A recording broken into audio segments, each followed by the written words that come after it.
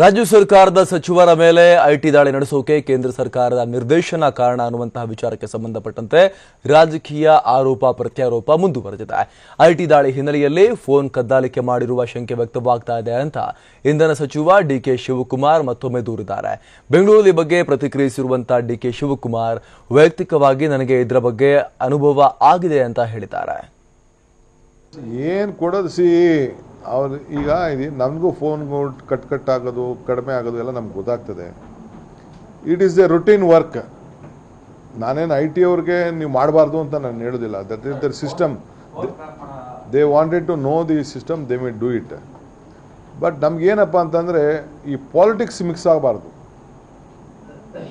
I T ಅವರು ಕೇಳೋದ್ರಲ್ಲಿ ಯಾರನ್ನೇ ಆಗಲಿ ಕ್ವಶನ್ ಮಾಡಲಿಕ್ಕೆ ಐ ಟಿ ಅವ್ರಿಗೆ ಸಂಪೂರ್ಣವಾದಂಥ ಅಧಿಕಾರ ಇದೆ. Everyone has to respect the law. ನಾವು ರೆಸ್ಪೆಕ್ಟ್ ಮಾಡಲೇಬೇಕು.